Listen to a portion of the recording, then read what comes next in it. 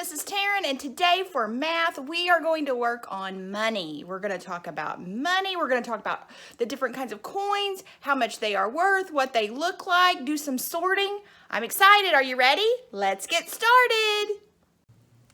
All right, boys and girls. So today what we're going to work on, we're going to practice some addition facts, we're going to practice subtraction, and then we're going to mix them together. So we're just going to talk about some strategies that we've used before to do that. So let's look at our first problem. We have 8 plus 2. So the big number is 8, and we want to add 2 more to 8 and see how many we get all together. Okay? So we can count on 8, 9, 10. So our answer is 10. Let's look at 3 plus 4.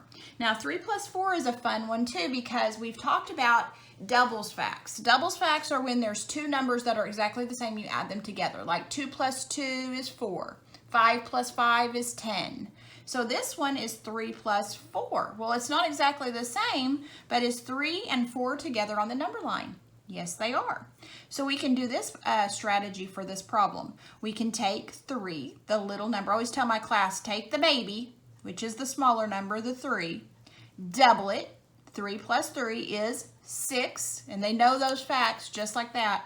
And 3 plus 3 is 6, and add 1 more, and that makes 7. So 3 plus 4 is 7. The next one, 7 plus 3. So the big number is 7. Count on 8, 9, 10. Very good. And the next one, 9 plus 1. Well, if you have 9 and you add 1 more to that, it's just going to be the next number. So 9 plus 1 more makes 10. And that's a really good one to do with everything. Like you could make, what is 5 plus 1? Sure, it's 6. That's exactly right because 6 comes after 5. What is 2 plus 1? Oh, you're right. It is 3. Very, very good job. Okay, so now what we're going to do is we're going to talk about some subtraction problems. Now on this one, 8 take away 1. Well, what comes before 8 when you count? Because we're going to go backwards on the number line. So 8 take away 1 equals 7. Very good. Now 9 take away 6. You notice that we've changed the signs on these. Now we're taking away. So we want to know what goes with 6 to make 9, because 9 is our all-together number. So we can also count on this way too. Put 6 in your head, or I just like to touch the number 6 and then count on. 7, 8, 9. And the answer is 3. Very good. Let's look at the next one. 5 take away 3. Okay, we want to know what goes with 3 to make 5. So put your finger right there, 3, and count on. 4, 5, 2. Very good. 8 take away 0. Oh my, take away 0, you're not doing anything to the number. So it's always going to be the number that you have. 8 take away 0 is 8. What if I said 1 million take away 0? You're right, it's still going to be 1 million. Exactly. All right, let's look at these now. You'll notice something different about this. What do you see? That's exactly right. I have mixed these up. So now on this page we have addition and we have some subtraction. So we really have to watch the sign. Okay, so let's look at this one. The sign is plus, right? It's addition, you're adding. So we want to have 6 and we want to add 3 to it. So we're going to count on 6, 7, 8, 9. Or if you wanted to add 3, 6, 7, 8, 9. Okay? 10 take away 4. Well, we want to know what goes with 4 to make 10, because 10's our all-together number. Well, I'm going to put my finger right there and I'm going to touch it, and then I'm going to count on. Here's 4, 5, 6, 7, 8, 9, 10. My answer is 6. 4 and 6 go together to make 10. Very good. Let's look at the next sign. We have plus again, addition. 7 plus 2. 7, 8, 9. Very good. 8 take away 3. Oh, we have a takeaway. So what's going to go with 3 to make 8? 3, 4, 5, 6, 7, 8. The answer is 5. All right, great job. Those are really fun strategies to practice.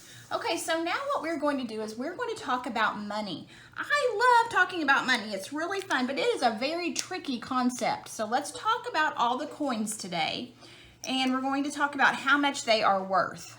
Okay, you can go ahead and go around and you can see, look under the couch cushions, look under the recliner, see if you can gather some money up, and then you can look at it and explore it. Okay, I want you to look at what I have right here. I just found a little dab of money here, and I just put it right here on the table, and we're gonna look at this.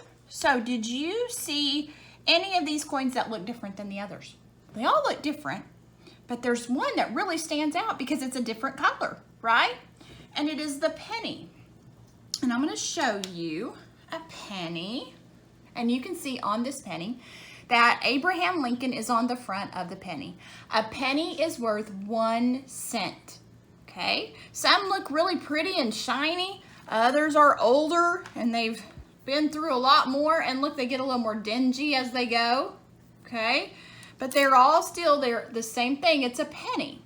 Now, one side has the Lincoln Memorial on it, and it's really cool because that's located in Washington, D.C., and on the steps up underneath the Lincoln Memorial, there is a huge statue of Abraham Lincoln.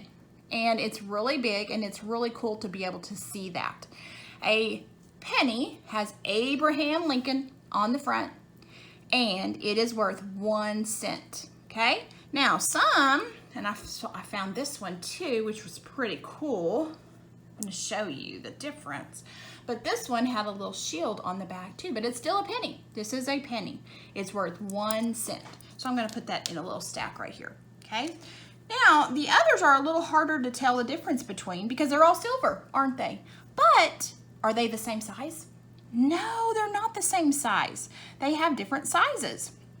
So one you see is a little bit smaller, one's medium size, and one's bigger, right? Well, let's take a look at the medium-sized coin that's right here first, because this is a nickel, and a nickel is worth 5 cents. Okay, so I'm going to take a nickel, and I'm going to let you see what these look like. And on the nickel, we have Thomas Jefferson, and the nickel is worth 5 cents. Okay, this one has his head, it has a little bit of his neck. This one has more of just his head on it. They're both the same though. They're both nickels, and they are worth 5 cents. On the back of the nickel, there is a picture of a house on this one, and this one is Monticello, and that is where Thomas Jefferson lived. Okay, this one has another little scene on the back of that one. It's a little bit different, and that was the one that's a little newer nickel. Has the picture of Thomas Jefferson's head, a little bit bigger. Nickel, 5 cents, okay? I'm gonna put that in a stack. And, I just want to tell you one more thing about that nickel too, because this is pretty important. If you look at the edge of the nickel, you will notice that it is very smooth. See that on the outside? Okay, keep that in mind because I'm gonna show you something in a minute, and you're gonna wanna look at the difference between those two. But a nickel is smooth on the edges, okay? Nickel is worth 5 cents. All right, the next one is this little tiny coin. Look at that little coin. But did you know that this tiny little coin is worth more than a nickel? And a nickel is bigger, but that doesn't matter. The nickel was only worth 5 cents. A dime is worth 10 cents. On the front of a dime, we have Franklin Roosevelt. And on the back, we have some wheat. We have a torch. It's a tiny little coin. It has little rough edges on the outside, okay? This is a dime. A dime is worth 10 cents, all right? And our last coin that we are going to talk about is a quarter. Now, a quarter is bigger than the other silver coins that we have had. And if we look at the front of a quarter, we have George Washington, okay? He was the first president of the United States.